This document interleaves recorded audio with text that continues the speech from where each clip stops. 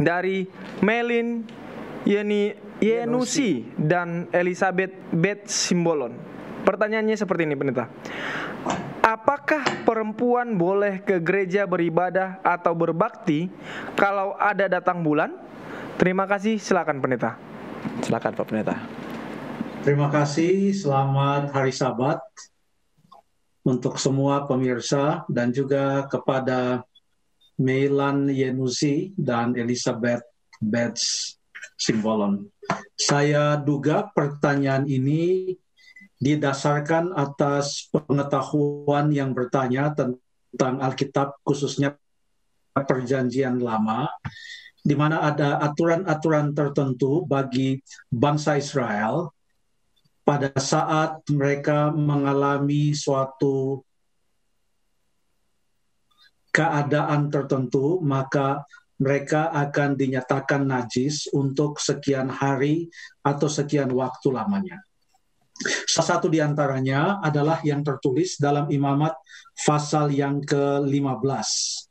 Dalam Imamat pasal yang ke-15, itu mulai dari ayat yang kedua sampai ayat yang ke-23, itu mengatur bukan hanya tentang perempuan yang maaf kata mengeluarkan lelehan, tetapi ini juga mengatur tentang laki-laki yang bisa juga mengeluarkan lelehan, kata ayat tersebut, atau mengeluarkan air mani dan lain sebagainya. Itu banyak sekali secara detail.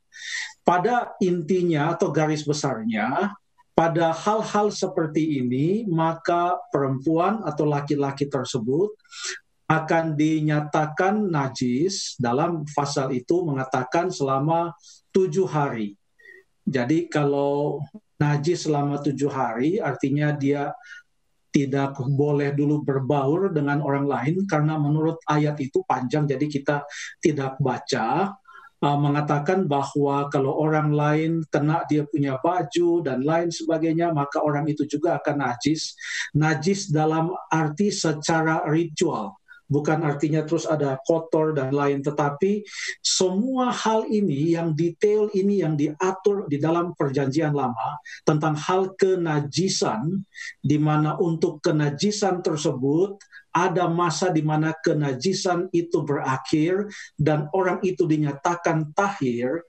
Kesemuanya ini untuk mengajarkan bangsa Israel tentang betapa seriusnya masalah dosa, dan dosa harus diperlakukan dengan semestinya, tidak boleh dianggap remeh, tidak boleh dianggap sepele, tetapi menurut semua aturan itu akan ada akhir dari masa kenajisan itu untuk mengajarkan juga kepada orang Israel bahwa sekalipun dosa itu sesuatu yang dijangkitkan kepada orang lain dan dosa itu adalah sesuatu yang sifatnya global semenjak Adam dan Hawa, namun ada saatnya dosa itu berakhir.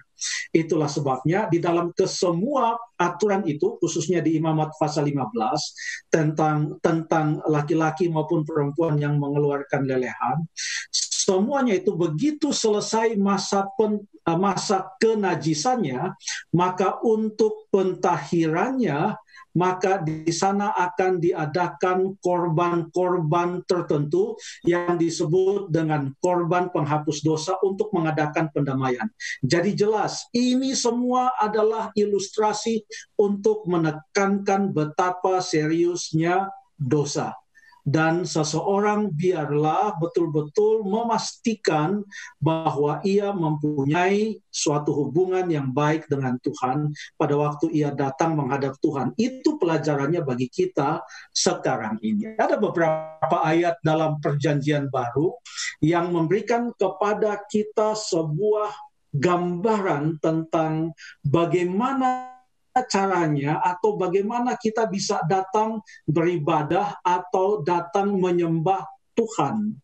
1 Petrus pasal yang ketiga ayat yang ke-21. 1 Petrus pasal yang ketiga ayat yang ke-21 berkata, juga kamu sekarang diselamatkan oleh kiasannya, yaitu baptisan. Maksudnya bukan untuk membersihkan kenajisan jasmani. Jadi yang ditekankan di sini bukan lagi kenajisan jasmani, melainkan untuk memohonkan hati kita Yesus Kristus yang duduk di sebelah kanan Allah dan selanjutnya. Jadi hal-hal yang sifatnya badani atau jasmani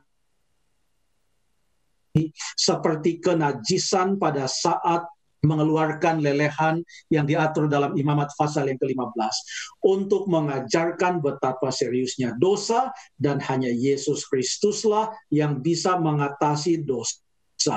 Lalu kemudian untuk itu yang ditekankan bukanlah keadaan jasmani, tapi yang ditekankan adalah hati nurani yang baik kepada Allah. Bagaimana tabiat kita, bagaimana hati kita.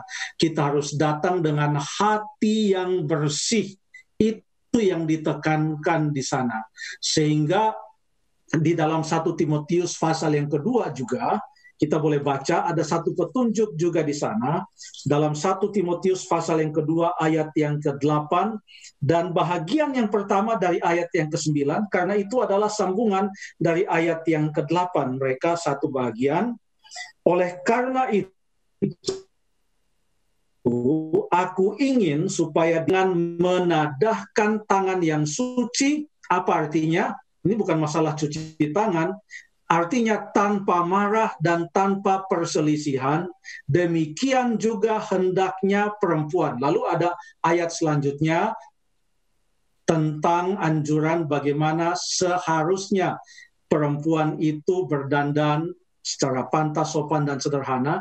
Tetapi ayat 9 bahagian pertama mengatakan, demikian juga hendaknya perempuan. Demikian juga bagaimana? Sebagaimana laki-laki datang berdoa dengan menadahkan tangan yang suci, tanpa marah dan tanpa perselisihan, tanpa hati yang kotor, itu maksudnya tanpa hati yang najis, tidak berselisih dengan orang lain, tanpa marah, datang untuk berdoa atau berbakti kepada Tuhan.